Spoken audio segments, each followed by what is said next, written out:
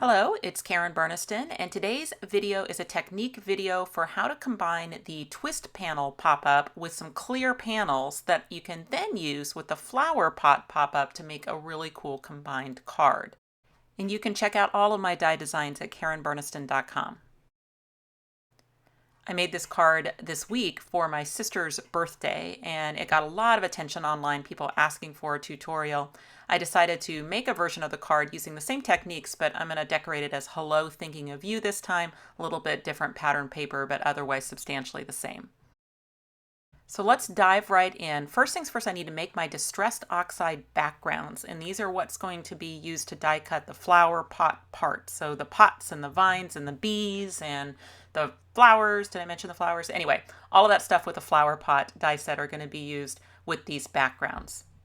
So the idea with these inks, and of course I learned this all by just watching Tim Holtz's video on YouTube. You can just Google Distress Oxide inks and you'll find his video. And he shows you really nicely how to use the inks. You just smear them onto your craft sheet. You spritz them with water to make all of those inks bubble up. And then you just dredge your cardstock through the ink, or you can pounce or do a combination of both. And you basically do several layers, and that's how you get all those variegated colors. You dry it with a heat gun. You can add water at any point. You can spritz it with water, and then that'll make some of those water droplets start showing up in your background. As you notice, I'm just using white cardstock, and I don't really particularly care that I didn't cover all of the white cardstock on the first pass, because I knew that for this terracotta background, I was going to make several passes with it. So I'm just kind of filling in as I go. I'm going to add now some of the vintage photo because I want to have some of that brown look to my terracotta pots. So it's mostly made with the red and the orange and the yellow, but I'm also adding a little bit of the vintage photo as well. So this particular background that I'm using for the pots, I took my time on. I did about 4 layers, and I did a lot of just sort of selective pouncing of the inks because I wanted a lot of variation in the colors so that I could move those pots around and get different combinations. But then for the background that I was making for the bees and the flowers, I really wanted those colors to blend more so that there wouldn't be as splotchy. And for that, it's more just of a dredge, and then the colors will really blend together and they won't be as splotchy. I combined the 3 green colors to make a background for the vines. And then I made one more kind of that terracotta mix, but maybe just a little bit less splotchy. And that's what I will use for my pots, flowers, bees, and vines. Now I've put all of my flower pot dies that come in the set, 14 dies, here on this magnet sheet. And I'm going to start picking out the decorator pieces. So there's 2 sets of decorator pieces that decorate the pop-up flower pot. So I'm going to grab those. I'm going to grab the vine. I'm going to grab all 3 flowers, both flower centers, and then the bee. So basically I'm going to use every single decorator die in this set. Only the pop-up parts are not going to get used because of course I'm going to use the twist panel for the pop-up. My die sets are all wafer-thin metal crafting dies, and they're pretty much universally compatible with all of the major die cutting machines. I'm using a Sizzix Big Shot today. That's actually my favorite machine, but really any of the die cutting machines are going to work with these dies. You just need to make sure that you make a sandwich for your own particular machine that works for a wafer-thin die, and then you're just going to send that right through your machine to do the die cutting. Now that background has lots of different areas, and I can see down through those pot dies to see exactly what kind of pattern I want to put both on the side of the pot and on the little decorator strip that goes across the top. And then I'll just need to repeat that process because I want 4 flower pots for my card. And just to create a little definition, I'll add a little bit of that vintage photo on the edges of those pot pieces before I assemble them. And of course, I just can't craft without my Fineline bottle filled with Lineco neutral pH glue, and that's what I'm going to use to add those decorator strips across the tops of the pots. So basically now I'm just going to start die cutting. And I could have doubled up that cardstock and cut through 2 layers at once with that vine, but I'm kind of trying to choose, make sure that I die cut some from the front, some from the back, so I get mirror image vines. I need 10 vines total, so I'm just going to die cut them one at a time. And another little time saver is actually to use one of those little small cutting pads. So those are called on the edge cutting pads. I get them from Sizzix, and they're really good when you're cutting just those small pieces kind of one at a time. Now this card is going to look lovely with flat flowers, so do not feel like you have to shape them. It'll save you a little bit of time and it'll save you a little bit of bulk if you leave them flat. But for the video today, I'll show you how I shaped them. I'm using fun foam and a ball stylus. I've also used just the end of a paintbrush. You just need something kind of blunt and round to shape flowers. I've cut 2 big flowers for each of my big ones, and I'm going to turn those over onto the fun foam and rub that ball stylus on the back of each of the petals. And what that's going to do is going to make them start to curl. And then once I've done all of the petals on the big flower, I'll turn it back over to the front again and then just run my ball stylus around the center. So just repeat that now on the second flower. Now you do not have to double up your big flowers. They look great just as a single flower with a flower center or maybe a rhinestone. I am trying this as a double because I actually saw Lisa McGushan do it first to make these little zinnias, and I thought it looked really beautiful, so I wanted to try it as well. Just basically lining up 2 kind of flowers over the top of each other, but not having the petals line up perfectly, and then it really gives that quite nice layered zinnia sort of look. Now on the medium flowers, I did just the medium flower itself with the shaped petals, and then added to that the small flower and the small flower center, just gluing all those layers together. From the yellowest part of my backgrounds, I die cut 3 of the bees, and then I like to just color in the head and the antenna and then draw on some stripes using a black pen. Now I have seen some clever designers do vellum wings, transparent wings, glitter on the wings, so different things you can do. I'm just basically just doing a 2-tone, just a yellow bee with black styling, and then I'll just repeat that now to make 3 of them. Now you don't have to shape the bees, but since I've shaped the flowers, I figure, heck, why not, shape the bees. So I'm just going to take my ball stylus behind the wings, behind the body, and then when I turn that over, I'll just shape those wings back out again, just give them a little shape. And then when I add those to the project, I'll put a pop dot under the body, and that will kind of keep its shape. And remember, you can make this project shorter by eliminating any of the steps that you find time consuming. You don't want to shape these vines, they're going to look great if you don't. You don't want to make your own backgrounds, just find some cool cardstock or pattern paper. Now, what I thought I would do is use some of these Nuvo drops. I've got the copper penny one here, and those are going to be great for the flower centers. And I'm also going to use some self-adhesive rhinestones. So on the big flowers, what I'm going to do is I'm going to take those Nuvo drops and I'm just going to add a ring of that copper penny around the center and then sink one of the rhinestones in. And actually I could have done it the other direction, which is just to put the rhinestone on first and then kind of put the copper penny around it. Either way, my thought was to kind of mostly cover up the rhinestone and just have a little bit of it showing sort of underneath the copper color for some shine. Now, one thing about those Nuvo drops is you have to let them dry. So you have to be patient here. I'm going to use them in the centers of all of my center flowers, and I'm going to use some of the Dry's Clear to highlight the bees as well. And I'm going to set everything aside to dry because I've got a card to make, and by the time the card is done, most likely these are going to be dry and ready to go on it.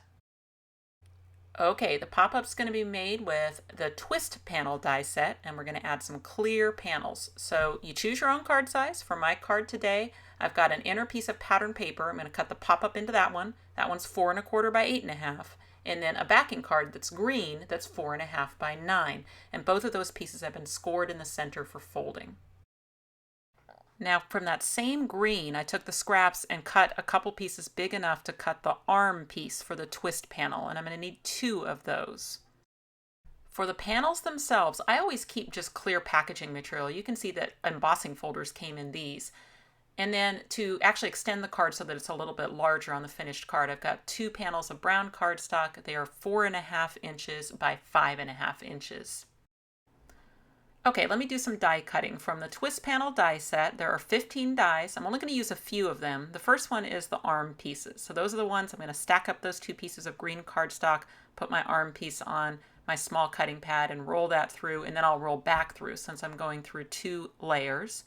And in each one of these arm pieces, the score line is right up the middle to give it that mountain fold.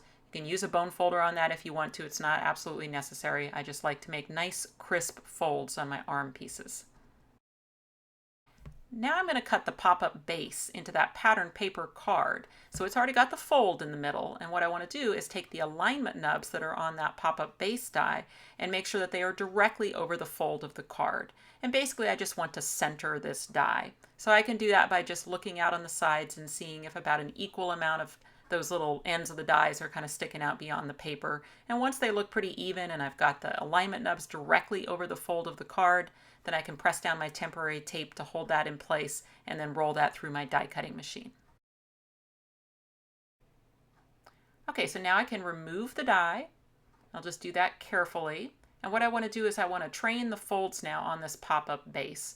So I'm going to back fold the card in the center. So against the way that I normally would fold it, that allows me to see those little diagonal score lines. So what I'm looking to do is to take those two little kind of stubby arm pieces and fold on those diagonal lines to work those folds. You can see you can just bend through both layers on that diagonal and then return everything to its first position and then pinch them and bring them into the card. So this is what you're looking to do for your pop-up base. You'll end up with just a little point in the center. And I like to take my scissors and actually snip a little bit of that point off. It'll actually give you a little hole in the center of the card. You can look down through that to make sure that's lined up directly over the fold of your backing card. Actually makes it operate just a little smoother too, because as you can imagine, it's really hard to get just a point to come down in the fold and have everything be straight. But if you've removed that point, now it's much easier for me to line up that fold in that fold. So you have plenty of surface area here to attach this inside your backing card, so feel free just to use a tape runner if that's quicker or your favorite adhesive. I'm going to go ahead and use my glue. I had it out, so I'm just going to use the glue. But I want adhesive all over one half of the pop-up card, and then I'm going to open it up flat, look down, and make sure that those arm pieces, the center fold of the arm pieces, is directly over the center fold of the backing card, and then I can also just the arms don't have any adhesive underneath them, so I can actually press those down to kind of help me make sure I have this aligned nicely and press that whole side down onto the backing card. And then once one half is on, it's just a matter of folding the card up, adding my adhesive to the other side of the pop-up, and again opening it up nice and flat, making sure everything's straight, and pressing it into position. So this is the base of the pop-up, and what will happen is those two arms that I die cut are now going to glue to those little starter arms on the base, and you just line everything up. So a really good idea for these to use glue because you get kind of a chance to slide it into position there. And I wouldn't spare the glue. I would go pretty generous with your glue on this so that you have really good adhesion everywhere, because you really just kind of want to shellac that arm piece right onto that arm starter. Just making sure that your center fold is lined up, your edges are lined up, the point is down into the center of the card. Give it a second to, set up, and then you might have to give it a little help that first time because you flatten everything down, but just making sure that it's still collapsing down into the card, creating that kind of mountain fold up the center of the arm. Now I just need to repeat that process on the other side. So it's just a matter of adding the glue everywhere. Again, I'm not sparing my glue. And then for the arm itself, I want to make sure that the center fold is right over the center fold of the base. Get those little folds right along the edges of the arm. You can snip off that little point there that's down in the middle if you want to, so that you don't have that point. And then just giving everything a little bit of help to remind it what it's supposed to do. Just go ahead and collapse the card down and give everything a good press. Now, if you look out on the ends of the arms, you've got one half of the arm end that has a square corner. See right there where I'm adding the tape? And then the other side is angled. And the tape is going to go on the side of the arm that has that square corner. And I'm using a nice strong red liner tacky tape, or any kind of strong score tape will do. If you've got a thin tape like I've got, then you probably want 2 lines of tape. And on either end of the arm, it's only going on the side of the arm that has the square corner. And then so you know where to start it. You see where it just looks like I magically know exactly where to start it? Well, I do, and that's because, let me show you here in a close-up, the arms themselves have a little notch, and it tells you where the tape should start. See it right there? So that notch will also tell you which side the tape should be on. Okay, let's talk about panels. I decided, remember, I want to make clear panels. So I've got that packaging material, or you could just look for kind of a medium weight clear plastic, like a graphics plastic, or I think Basil makes some plastic like that. But the thing about cutting them with wafer thin dies is you need to either have a metal cutting pad or you need to have a precision base plate. You need a little help with wafer thin dies when you cut through plastic materials.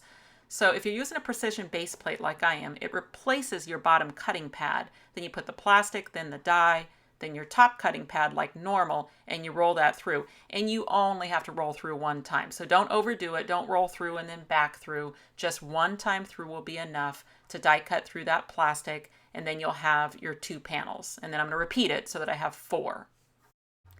Now I'm using a Crop-A-Dial to punch some holes, and let me explain that because it's hard to see clear panels on the video.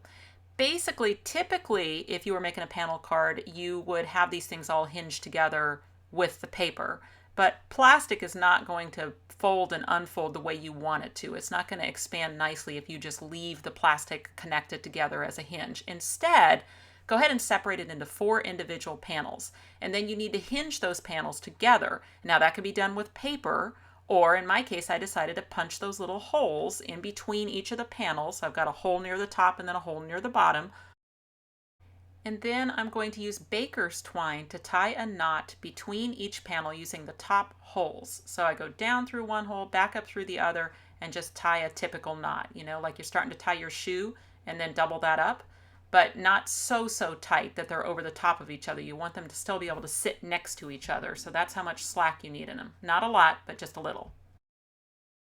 Okay, the bottom holes are also going to get twine hinges, but this time I'm going to use longer pieces of twine that I can later tie into bows. So I'm just going to loosely get them started for now and just let them hang in those holes for now until I get it all attached to my card. In with my die set, I keep just one of the panels that I've die cut and folded in half, and that helps me anytime I'm making a panel card. I can just line up that folded panel so that I know exactly where the center of that final panel is. And that just helps me with alignment, because I'd really like to have the center right up the center of the arm, the edge along the edge. So by using my little paper cheat, it helps me without having to measure and make any pen marks or anything like that. So I'm going to get one panel on the outside of one arm, and then I need to peel up the liner on the tape to make the arm sticky on the other side.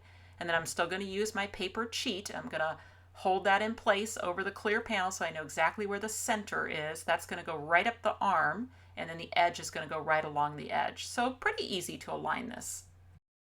Now, if you had used paper panels, this thing would just start immediately working. But since I haven't tied my bows yet, my center is still real loose. So I need to kind of pull that forward as I close the card, just that first time until I get that bow tied in there, just to kind of make sure it's all working.